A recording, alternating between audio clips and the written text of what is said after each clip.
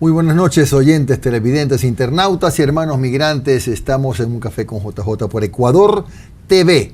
Hoy con el economista Jeremy Usca Valladares. Él es analista político y de temas económicos, especialista en ciencias políticas, banca y mercado de valores, docente universitario. Nos acompaña para revisar la coyuntura económica y política del país. Gracias, Jeremy, por estar con nosotros. Muy amable. Muchas gracias a usted, Jimmy, y la verdad es un gusto estar en un café con JJ. Yo le decía que lo veía en la época de la pandemia y ahora estoy aquí súper cómodo. Ahora toca, y con una taza aquí en Ecuador, claro que sí.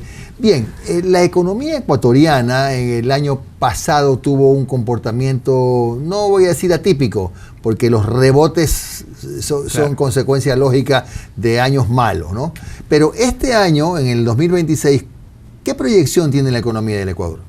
Bueno, yo creo que el hito que podría marcar aquí cuál sería la trayectoria del 2026 es el logro de poder volver a los mercados internacionales. El Ecuador ha regresado a los mercados internacionales y eso significa que podemos tener acceso a financiamiento. Para que la ciudadanía lo entienda, es como que estuvimos estos años sin poder acceder a un crédito. Y prácticamente teníamos que recurrir a raspar, digamos, que la olla para poder conseguir, digamos, que llegar a fin de mes. Ahora el Ecuador tiene acceso y el tema es cómo lo vamos a utilizar.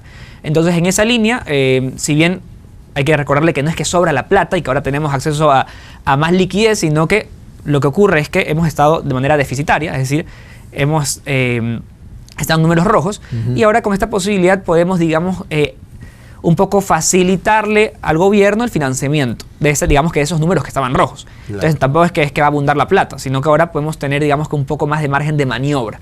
Y eso significa que la situación puede ir para mejor. Entonces yo creo que más bien es un año de una oportunidad y hay que saberla aprovechar. También aprovechar el tema del repunte que ha habido en las exportaciones. Ahora tenemos una situación que ha sido atípica en los últimos 40 años y es que por primera vez dejamos de ser un país que su principal fuente de ingresos es petrolera. Ahora estamos ya entrando a otras exportaciones como es el camarón, lo cual significa que hay más margen de oportunidad para poder, digamos, que desarrollar en otras áreas que históricamente han estado un poco más rezagadas. Lo cual significa que a lo mejor cerraremos el año no en el 1%, sino un poquito más. Puede ser, depende del comportamiento de la economía en los próximos meses. Exactamente, yo creo que a veces hay un error, digamos que un poco más de los economistas de querer como que predecir, decir va a crecer a tanto, y incluso hay un meme con este tema que sale como los economistas cambiando durante todo el año la predicción de cómo va a terminar el año y dicen, le acerté. Claro, le acertaste los últimos 30 días. Sí, en el octavo cambio. Claro, pero siguiendo, pues lo ideal, más que lo ideal sería, lo que se proyecta hasta ahora es que sí va a haber un crecimiento menor que el año pasado, porque obviamente hubo un rebote, pero digamos que manteniendo la línea que se ha estado en estos últimos 3 años. Claro. Ahora, al hablar del acceso a créditos, estamos hablando de créditos más baratos, porque no es que Ecuador tenía la puerta cerrada, sino que eran créditos caros, ¿no? Claro, cuando digo que la puerta estaba cerrada a los mercados internacionales, me refiero que solo podíamos acceder a prestamistas de última instancia. ¿Ya? ¿Cuál es el prestamista de última instancia? Estamos hablando del Fondo Monetario Internacional, el Banco Mundial, el BID. Entonces, ¿qué ocurre? Pues que es como poder financiarse únicamente, digamos que con la familia, es decir, con el que ya me presta porque me conoce, porque sabe que estoy en necesidad, en lugar de recurrir a una institución financiera como podría ser un banco, por así decirlo. Ahora el Ecuador puede recurrir, digamos que, a poner sus bonos de deuda pública y decir quién desea comprarlo. Y ahora sí hay gente que lo quiere comprar, porque ya digamos que no somos un país tan riesgoso como lo éramos hace unos 3, 4 años. Si pudiéramos cuantificar, por ejemplo, lo que va a significar para el Ecuador en ahorros, para no ponernos tan complicados con los televidentes ni conmigo, ¿cuánto puede ahorrarse el Ecuador? ¿Qué significa en dinero para Ecuador esto de estar en el mercado de bonos? Más que el ahorro, porque la situación actual del mundo no va a permitir un ahorro. ¿Por qué? Porque las tasas están subiendo, etcétera. Es más bien un ahorro, por así decirlo, o digamos que una facilitación en el sentido de los plazos, porque ahora ya no tenemos que pagar esto mañana, sino que podemos pagarlo en una semana, por así decirlo, digamos que en más años. Ya podemos patear el balón más adelante. Exacto, y eso uno podría decir, bueno, pero quiere decir que el problema sigue allí. En parte, sí, pero tampoco podemos decir que teníamos la capacidad de pagarlo ahora. Entonces, como no tenemos la capacidad, ¿qué significa? Hubiéramos entrado en default. Ahora, en cambio, no. Ahora, en cambio, quiere decir que tenemos más plazo y, por ende, tenemos un mayor margen ¿para qué? Para, digamos que tomar medidas. Y yo creo que el gobierno las está tomando, en parte. O sea, hay cosas que creo yo que podrían facilitar, digamos que, el Ecuador tenga la capacidad de pagar en el futuro.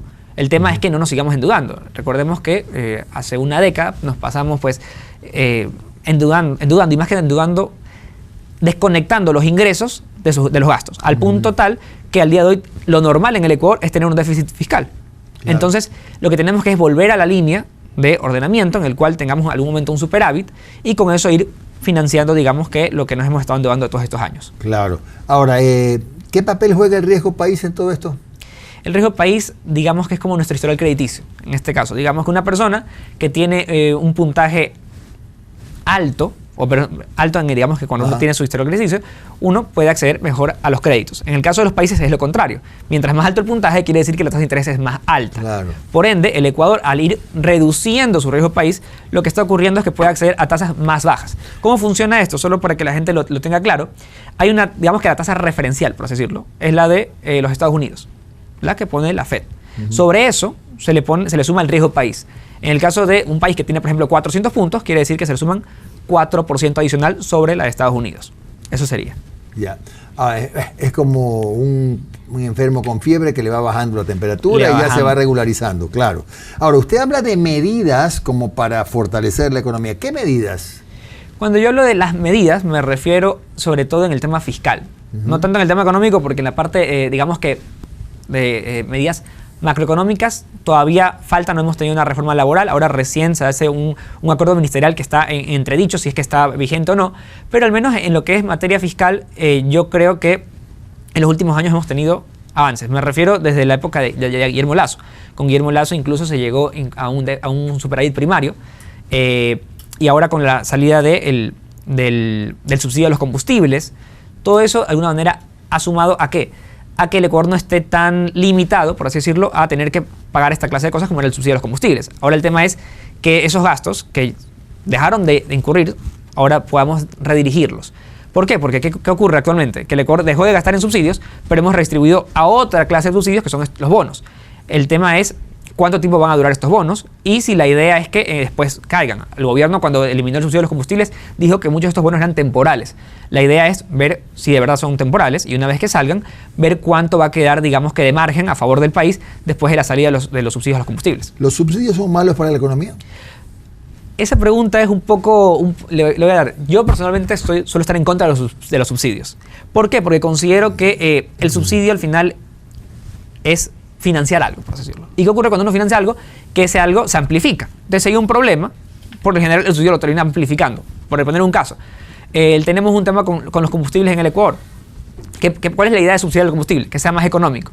¿Qué es lo que ocurre en la práctica? La gente gasta más en combustible, ¿ya? Y no se terminan abaratando los costos, sino que al contrario, la gente termina gastando más en combustible. La gente dice, ¿sabes qué? Ahora puedo tener un carro porque está más barata la gasolina. ¿Y qué es lo que ocurre a largo plazo? Que lo que tenemos es que hay una desconexión entre la realidad económica y la realidad pues de la ciudadanía que siente que eso es algo que está barato. Lo mismo pasa con casi todas las cosas que se terminan subsidiando. Entonces, no necesariamente es que es negativo un subsidio, pero en la práctica lo que termina haciendo es incentivando una actividad que por lo general está siendo perjudicial. Por ejemplo, todo el mundo sabe que el combustible contamina el ambiente. Y las mismas personas que decían en un año que hay que eliminar que hay que mantener el subsidio, eran las mismas personas que te decían después que hay que parar la explotación petrolera. Claro. Entonces, estamos alimentando la explotación petrolera manteniendo el subsidio. Claro. Ahora, Jeremy, ¿usted cree que de lo que ha observado en el comportamiento de la economía del Ecuador, que el gobierno la está ordenando?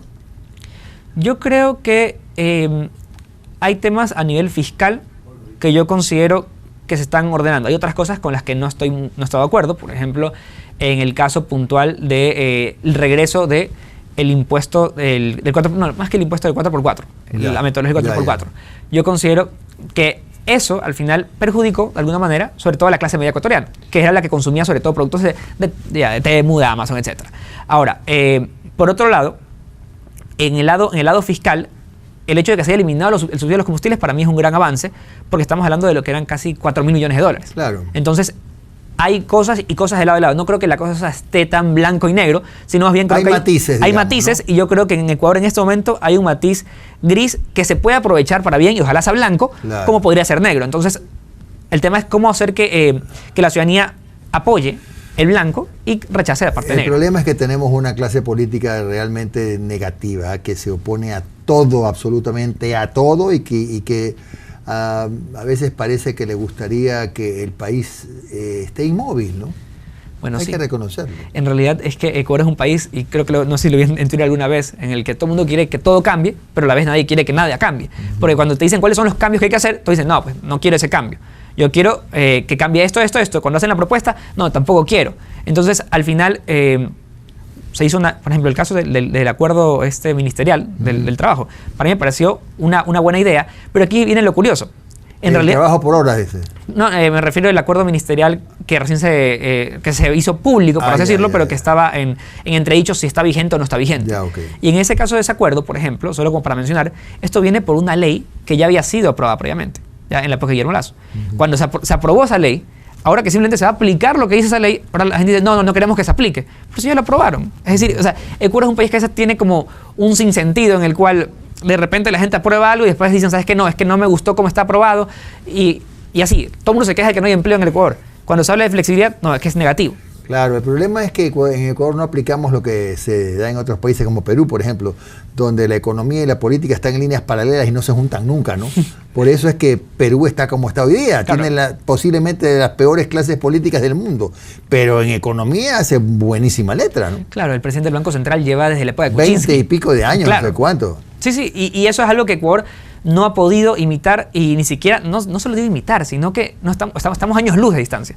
Tanto así que, por ejemplo, hemos perdido grandes oportunidades. No puede ser posible que en Perú se haya construido el puerto de Chancay, mientras que aquí, teniendo todo digamos que históricamente, el puerto de Guayaquil, y cuando yo históricamente me remonto al siglo XVI, y desperdiciamos una oportunidad como haber tenido el puerto más grande de América Latina. Claro. Entonces, y eso se desperdició simplemente por un tema, al final, político. Político, Nada más. casi todas las taras que tiene este país tienen que ver con la actividad política, ¿no? Con el negativismo absoluto y con ese inmovilismo al que nos quieren conducir. Realmente es una pena. Vamos a ir a una breve pausa, regresamos en el segundo bloque. Conversaremos, entre otras cosas, de estos dos proyectos de ley urgente que ya fueron aprobados, uno el de los GATS, el otro que hoy se discute para entrar ya a segundo debate, al Pleno, el estímulo, digamos, de las operaciones de minería, electricidad, etcétera. Y, por supuesto, entendemos que es una actividad responsable, ¿no? Con responsabilidad ambiental. Ya regresamos.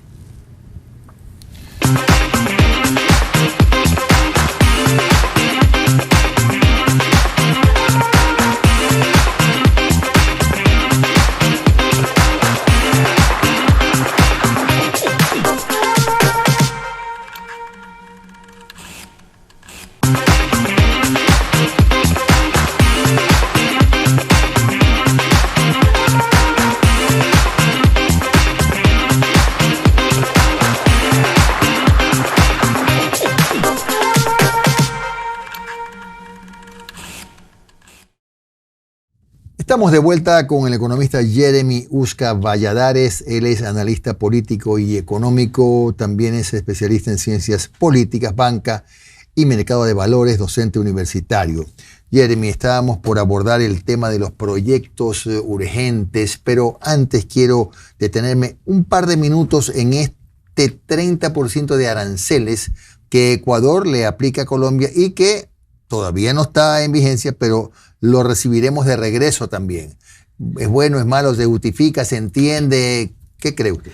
Yo en términos generales estoy en contra de los aranceles. Considero, yo he tenido discusiones con personas que defienden de cierta parte de los aranceles como una medida que no es ni buena ni mala. Ya. Y yo diría que, haciendo la alusión o comparando un poco con la gente que piensa así, yo diría, es como hablar de un arma. Uno puede decir que un arma no es buena ni mala, pero al final sigue siendo un arma. Ya, entonces, ¿qué ocurre con los aranceles? Los aranceles puede ser una medida económico, digamos que política, porque en parte es para hacer presión, Claro. pero que al final termina siendo un arma, porque es el único uso del arancel es decir, te obligo a hacer esto. ¿Por qué? Porque sé que el arancel es negativo, tanto para ti como para mí. Claro, claro. Entonces, yo en realidad en el tema de los aranceles de Colombia siento que es un sinsentido total haber llegado a colocar un arancel de ese estilo. Sobre todo, ¿por qué? Porque el que termina siendo perjudicado al final es el Ecuador. Es decir, Claro, son productos... bueno, entendamos que, bueno, al menos mi punto de vista, empujado por los problemas que existen respecto de que Colombia nos alimenta todos los días de droga, responsable de tantas muertes, y lamentablemente el trabajo que ha hecho Colombia no se siente, ¿no? Claro, en ese sentido, Colombia tiene grandes más que dificultades, yo creo que es un tema también político por el lado de Colombia. Claramente, ante un presidente, como es el caso de Gustavo Petro, que todo el mundo sabe el historial que ha tenido Gustavo Petro. O sea, quiere decir, bueno, él era guerrillero. Claro, y solo por hacer la mención, lo digo esto porque en campaña, cuando se hablaba de Gustavo Petro, se hablaba como una persona que ha salido de ese mundo, que ya estaba reformado. Pero digo, ¿en qué momento, si hace apenas 2 años antes de la campaña seguía defendiendo a muchos de estos grupos que estaban alrededor digamos que de una crisis en Colombia que es bien fuerte, que es el tema del el narcotráfico, sobre todo en la frontera? ¿Y qué es lo que yo más que todo rescato de toda esta discusión del tema de los aranceles? Es que dentro de Colombia ha habido una discusión bien fuerte con el rol de Colombia en la lucha del narcotráfico. Claro. Es decir, la posición ha sido muy light de Petro, y sobre todo la de Petro, porque hemos tenido presidentes en Colombia como Álvaro Uribe. Que sí han sido severos, sí. Que han colaborado fuertemente en el tema incluso cuando Ecuador quizá no estaba colaborando tanto. Claro. Ahora, en el tema arancelario, yo sí creo que esta posición, ojalá se llegue a un acuerdo. Eso también espero yo. Y Petro, puedo decir al menos que por presiones de Estados Unidos, espero que se alinee con la lucha del narcotráfico. Así es. Como están alineando México y como alinearon a Venezuela. Claro. A ver, Jeremy, la famosa 70-30, con ese nombre creo que se va a quedar el resto de la vida. Los GATS déjeme precisar, los GATS más grandes, los municipios que tienen una carga más política, se oponen y dicen que corren el riesgo de desinvertir en áreas sociales, etcétera. Yo no estoy de acuerdo, pero no soy Jeremy, así que dígame usted qué le parece. ¿En verdad perjudica a los GATS? Bueno, yo la verdad, le soy sincero. Usted debe saber más porque usted usted estuvo en la práctica, por así decirlo. Pero desde mi opinión, yo lo que sí considero es que esta ley de los GATS lo único que está haciendo es obligarlos a cumplir la ley que ya estaba vigente. Lo que ya estaba. Exactamente. Sí. El COTAD ya hablaba de una regla del 70-30. Y eso ya viene no de ahora. El tema es que no lo estaban cumpliendo. El tema es por qué no lo estaban cumpliendo. Ahora, yo considero que si usted, que estuvo en la práctica, me puede decir que se pudo ejecutar desde una prefectura que al final es una de las más importantes del país, por no decir el top 2, por así decirlo, ¿cuánto más, digamos, que en las otras prefecturas? Entonces, yo lo que sí creo es que en ese tema de los GATS, hablamos de los municipios como tal, hay un tema también de no querer hacer los cambios que tienen que hacer y que debieron haber hecho no ahora, sino hace quizá 15 años ya. Entonces, a mí lo que me surge con esto es digamos que dos líneas. Por un lado, la línea a favor de los GATS, que es decir, bueno, entiendo que necesitan los recursos, entiendo que claro, se necesita inversión dentro de los municipios y entiendo también que ha habido ciertos, no roces con el gobierno ahora, sino históricamente, con que el gobierno nacional, por lo general, no suele entregar los recursos a tiempo. Y eso se comprende y toda la ciudadanía lo ha podido palpar. Pero lo que no se comprende, por el lado de los GATS, es cómo es posible que en una situación en la cual el país, no ahora, sino toda la vida, ha estado en una situación económica no favorable, ¿cómo es posible que los GATS destinen recursos a cosas tan insignificantes como, por ejemplo, estaba viendo en el municipio de Quito, ¿cómo era? Era un taller de mariconeo. Sí, un taller de mariconeo. No sé cuál era la utilidad. Cuando en Quito todavía hay muchas personas que tienen problemas reales. Problemas reales me refiero como, por ejemplo, que se les están cayendo las casas por el tema de los socavones, etc. Y el municipio está invirtiendo en cosas que no tienen ningún sentido. Entonces yo creo que los GATS sí necesitan un poco acercarse a la ciudadanía y dejar de invertir en tonteras y comenzar a invertir en las cosas que sí necesitan.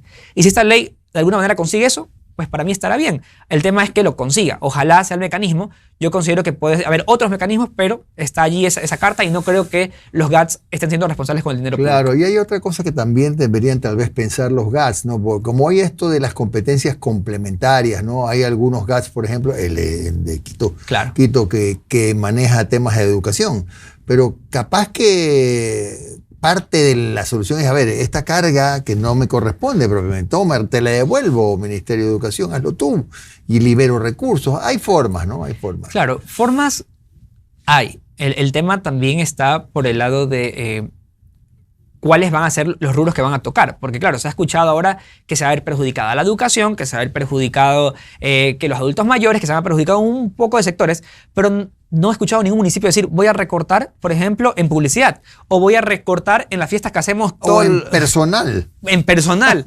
Estamos hablando de que no puede ser que el municipio de Quito sea el top 3 de empleadores del país. O sea, no entiendo ni se justifica, porque Guayaquil sobre todo mantiene una distancia todavía lejos del municipio de Quito, entonces, y la población no es tan dispar. Claro, claro. A ver, hay otro proyecto urgente que justamente ya entre hoy, mañana, pasado, ya entra al pleno, y es el que apunta a estimular las inversiones en minería y electricidad. Aquí se tropieza contra este proyecto contra los inmovilistas, pero ¿es bueno para el país ya fijar reglas más claras para quienes quieran invertir en minería y electricidad? Bueno, aquí también, como en todo, creo que hay matices, y yo lo que diría es... Hay pros y contras. Claro, el Banco Mundial, ya hace unos años, creo que 2023, ya habían hecho un estudio diciendo que el futuro del Ecuador está en la minería. Que sin duda no hay un rubro que pueda, digamos, que desarrollar más al Ecuador, o mejor dicho, desarrollarlo, como lo va a hacer la minería en los próximos años. ¿Por qué? Primero por la demanda, que está bien fuerte, tanto para temas tecnológicos como en general, de los minerales, y se ha visto con el aumento del precio del oro, etc. Y por otro lado, también está el tema de las dificultades que hay en Ecuador para invertir en minería. Entonces, claro, el Banco Mundial decía, no es posible que, o más bien no lo decían con esas palabras, pero digamos que hacían el estudio diciendo que en Ecuador ese es el rubro que va a hacerlo destacar, pero también es uno de los rubros que más ha tenido dificultades. Le hemos dicho que no al petróleo, hay inseguridad jurídica. Entonces, en ese marco es necesario, obviamente, hacer, digamos que reformas. Y una reforma, obviamente, que deje las reglas claras. ¿Cuál es el problema que yo veo quizá con la reforma? Que siento que no se ha socializado de manera correcta, quizá con los principales, digamos que afectados, que podrían ser justamente las mineras, que en este momento van a tener que hacer un pago. Las mineras formales. Exactamente. Ya. Claro, las pero mineras yo no sé si estén en contra de las mineras formales. No. Lo que digo es que considero que se tendría que haber socializado, sobre todo por ese tema de ese pago. Ya. De allí, quienes sin duda, el problema principal del país en tema minero no creo que sea tanto si la ley está o no, etcétera, sino más bien el tema de la minería ilegal. Y la minería ilegal lo menciono ¿por qué? Porque tanto en materia de seguridad, aunque parezca cosas completamente separadas, el problema es que quien financia digamos que al narcotráfico en muchos casos es la minería ilegal. Por supuesto. Y una minería ilegal que está muchas veces respaldada por ambientalistas, que es otro de los problemas que tiene el país con el tema minero. Cada vez que se quiere hacer una minera legal, salen todos digamos que los ambientalistas a luchar, pero cuando tienes cantones enteros llenos de minería ilegal, donde hay campamentos de kilómetros, nadie hace nada, nadie dice nada, nadie marcha. Sí. Exactamente. Entonces, creo yo que esta ley podría ayudar en esa materia. Creo que sí, y podría ser más que suficiente con que lo logre.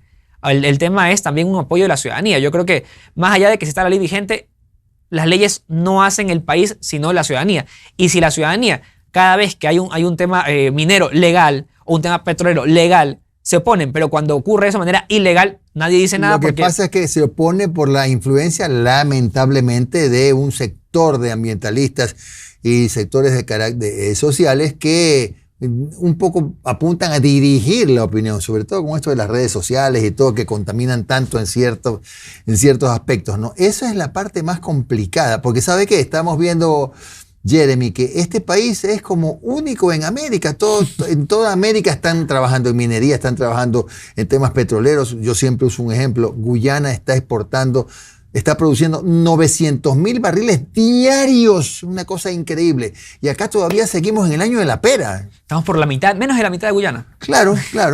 Menos de la mitad de Guyana, siendo un país más grande que Guyana. Argentina es país petrolero ahora. Claro, y no solo eso, está el tema del litio, que es algo que tanto Bolivia ahorita se ha visto un poco rezagado por los últimos gobiernos, pero Argentina es un país que está explotando todo el potencial minero. Se aprobó con Milei un proyecto de ley que obviamente es diferente en Argentina porque Argentina tiene, digamos que provincias que tienen más poder o más peso. Claro que sí. Por ende, ya no depende tanto del gobierno nacional, sino también de las provincias.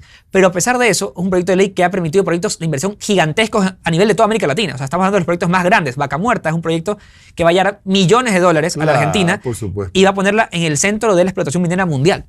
Ecuador, en cambio, teniendo los recursos, decide no explotarlos sistemáticamente, porque la ciudadanía incluso se ha llegado a oponer cada vez que viene la minería legal a establecerse en el país. Pero nuevamente, siempre por la injerencia de lo mediática que es la presencia de los sectores activistas políticos. Pero no, y quiero activistas. mencionar algo y quiero corregirme. Ni siquiera diría la ciudadanía. Yo más bien No es la ciudadanía. quisiera mencionar que, y eso es algo que es curioso porque en todas partes del mundo es parecido, la ciudadanía suele tener una línea neutral con la mayoría de temas, pero depende mucho de, digamos que de esa población más ruidosa. Y por lo general, la población ruidosa suele estar del lado de los activistas porque reciben financiamiento de diferentes grupos con intereses, obviamente, en su mayoría políticos. Mejor dicho, son intereses políticos. Al final, yo creo que, no digo que todo sea político, pero sí creo que todo lo que atañe al país es político. Y en el tema minero, claramente hay política. Y política, digo, de la mala, en el sentido de que está influenciada en gran parte por grupos criminales. Y digo criminales porque solo puede ser criminal querer defender la minería ilegal, porque oponerse a la minería legal en gran parte es apoyar a la minería ilegal. Pero sin ninguna duda. Bueno, gracias. Se acabó el tiempo, qué pena. Economista Jeremy Usca Valladares, que ha estado hoy día con nosotros en el programa número 99, aquí en Ecuador TV de Un Café con JJ. Muy amable, Jeremy. Ha sido un gusto tenerlo aquí. Y con ustedes, amigos, volveremos mañana a las 10 de la noche en el programa número 100.